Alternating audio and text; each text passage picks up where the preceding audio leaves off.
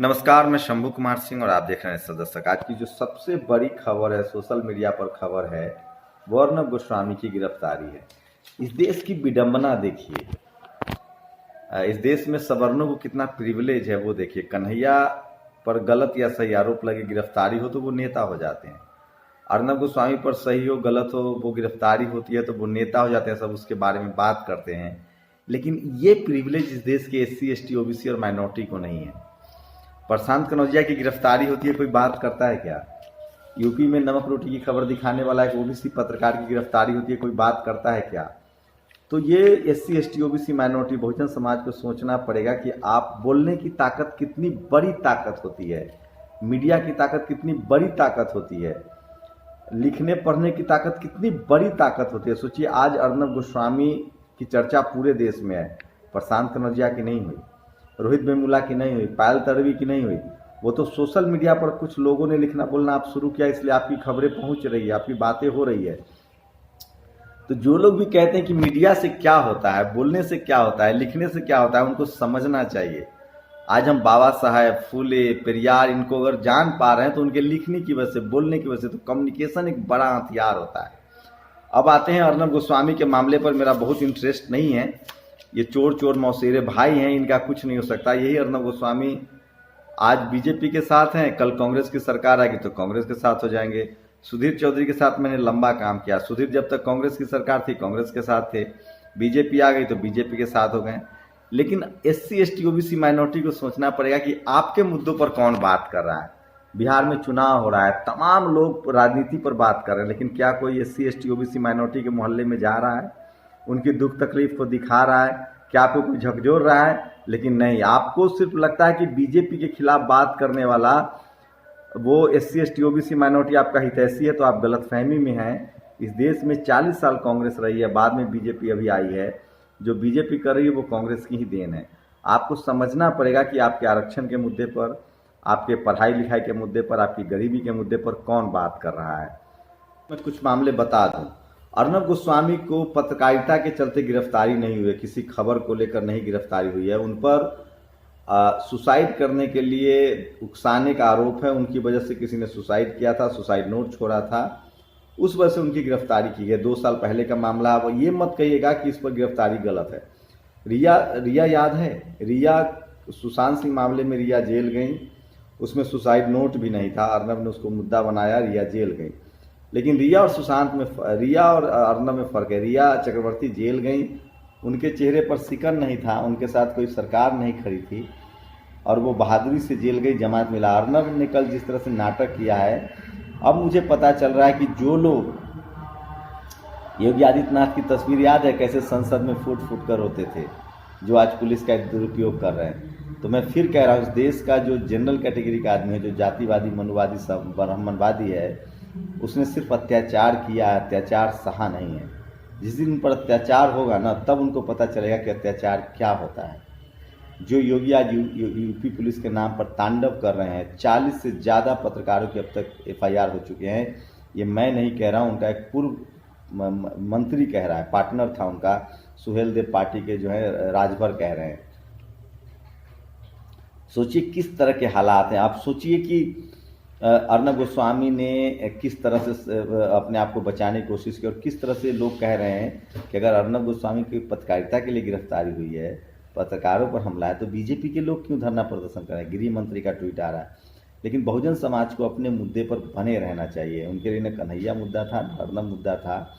वो जेल जाएंगे अच्छे के लिए तो भी उन खबर बन जाएगी, वो जेल से जाएंगे बुरे के लिए तो भी खबर बन जाएगी, वो आंदोलन करेंगे तो नेता बन जाएंगे। लेकिन SC ST OBC माइनॉरिटी का क्या, आपकी बात कौन कर रहा है? अब देखिए रिया वाले मामले, सोचिए तमाम समर्थक जो हैं वो कांग्रेस को दोष दे रहे हैं, लेकिन महाराष्ट्र में कांग्रेस दोषी नहीं है। ये जो पूरी गिरफ्तारी हुई CM उद्धव ठाकरे हैं, शरद पवार के पार्टी NCP का केंद्रीय गृह मंत्री है, माफ़ कीजिएगा। तो गिरफ्तारी के लिए उद्धव को नहीं कोसेंगे क्योंकि इसका वो हिंदू कनेक्शन है। मराठा को नहीं कोस सकते क्योंकि इनकी औकात तय कर देगा। तो मैं फिर कह रहा हूँ, इस देश में SC ST OBC माइनॉरिटी के लोग जब तक ताकतवर नहीं होंगे, इनके साथ होता रहेगा। तो शरद पवार और उद्धव ठाकरे का खेल है, लेकिन ये लोग कांग्रेस को कह रहे हैं। बीजेपी और संघ, बीजेपी के समर्थक इनके साथ खड़े हैं। बहुजन समाज को भी अपने पत्रकारों के साथ खड़े होने की हिम्मत दिखानी चाहिए, लेकिन आपकी कोई बात नहीं करेगा। तो अर्नब गोस्वामी को जेल में क्या मिला, क्या खाया, वो खबर नहीं है, लेकिन खबर यह है कि यही अर्नब गोस्वामी हाथरस की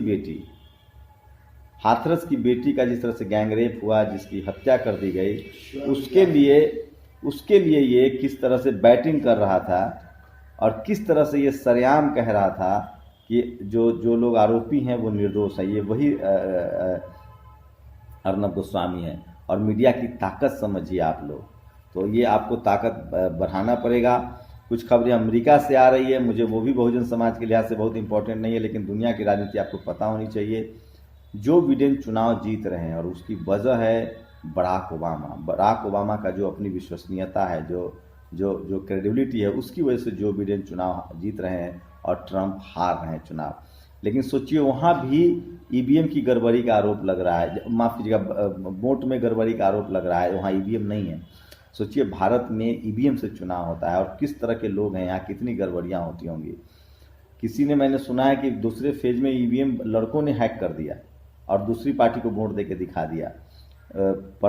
छपरा में इस तरह की गड़बड़ी की सूचना आई है। तो यहाँ किस तरह से ये कांग्रेस का किया जा रहा है। कल राहुल गांधी मधेपुरा में भाषण में बोल रहे थे कि ईवीएम और की वजह से ईवीएम से मोदी जीत रहे हैं। आप ही के पिताजी ईवीएम लेके आए थे जब 412 सीटें आई थी आपके पिताजी को, और माननीय कांसी राम साहब ने बहुजन आंदोलन करके जिसकी जितनी संख्या वारी उसकी उतनी हिस्सेदारी, तो आप ही के पिताजी ईवीएम लेके आए इस देश में। और आज आपको प्रॉब्लम, और खैर पानी बहुत बह चुका है, देखते हैं राहुल गांधी में कितना सुझाव है, लेकिन ईवीएम ट्रस्टवर्दी नहीं है। बिहार इलेक्शन में लास्ट दौर में है, किसी भी शेड्यूल कास्ट को मैंने नहीं सुना कि वो बीजेपी को वोट करेगा। SC ST OBC के नेता देख लें इस बात को। तो अगर RJD को कोई वोट कर रहा है तो वो SC ST OBC और माइनॉरिटी के लोग वोट कर रहे हैं। सवर्ण समाज के लोग लगातार बीजेपी के साथ बने हुए हैं, जो कि उनका नैसर्गिक रूप से पार्टनर है। अर्जुन सिंह को आज हम सब लोग याद कर रहे हैं, जिन्होंने OBC आरक्षण को कॉलेज यूनिवर्सिटी में इम्प्लीमेंट किया था। लेकिन सोचिए बिहार में 60-60, 40-40 हेलीकॉप्टर उड़ रहे हैं, बीजेपी की गाड़ियां दौड़ रही। सोचिए बिहार के लोगों को सोचना चाहिए कि लॉकडाउन में आप मजबूर थे, लाचार थे, कोई आपके लिए एक जहाज ट्रेन का इंतजाम नहीं कर रहा था, और आज वो लोग जहाज उड़ा के वोट मांग रहे हैं। ऐसे लोगों को सबक सिखाइए। मैं फिर कह रहा हूँ कि लोगों को सचेत रहना होगा, लोगों को अपने मुद्दे पर बात करनी होगी। मैं लगातार SC ST OBC माइनॉरिटी के लोगों की दलित बस्तियों में जा रहा हूँ, पिछड़ों की बस्तियों में जा रहा हूँ, लेकिन आप लोग को मज़ा नहीं आ रहा, आप लोग को चटकारा चाहिए। तो अभिसार, साक्षी जोशी और इन लोग का वीडियो देखिए। मुझे कुछ नहीं कहना है, मैं लगातार मुद्दे पर बना रहूँगा, क्योंकि मुझे लगता है कि SC ST OBC माइनॉरिटी के दुख तकलीफ, उनकी लाचारी बेबसी को दिखाना होगा। जो भी सरकारें आए इनके लिए अगर काम नहीं करता है तो आपको कुछ हासिल नहीं होगा। मैं फिर कह रहा हूँ, आप चटकारे से निकलिए, गंभीर पत्रकारिता को आप देखिए, समझिए, क्योंकि ये बहुत ज़रूरी है। नहीं तो कन्हैया भी नेता होगा, उसके साथ अत्याचार होगा तो अर्नब गोस्वामी अपराध करके जेल जाएंगे तो भी वो नेता बन जाएंगे। लेकिन आपका समाज, आपके लोग लाचारी बेबसी में जी रहे हैं, क्योंकि आप उनकी मुद्दों को उठाते नहीं हैं। आप गैर जरूरी मुद्दों में हैं, दूसरे के पिच पर बैटिंग करते हैं। आप अपने मुद्दे को उठाइए। SC ST OBC माइनॉरिटी को अपना मुद्दा उठाना चाहिए। अपने रोजी रोटी का सवाल है, अपनी सुरक्षा का सवाल है, नौकरी का सवाल है, बच्चों के भविष्य का सवाल है, स्कूल का सवाल है, अस्पताल का सवाल है, वो उठाना चाहिए। इस तरह के फांकेबाजी में मत पड़िए। आज अर्नब बीजेपी के साथ है, कल कांग्रेस के साथ हो जाएंगे। आपका क्या होगा ये समझिए। आपके पास तो पत्रकार भी नहीं है।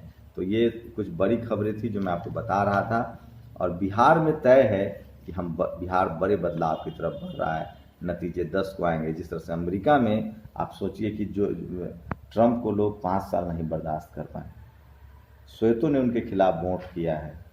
भारत में ऐसा नहीं हो सकता। भारत में जाति जो है शायद कभी नहीं जाएगी। आप लोग की क्या प्रतिक्रिया है? अपनी प्रतिक्रिया जरूर दीजिए।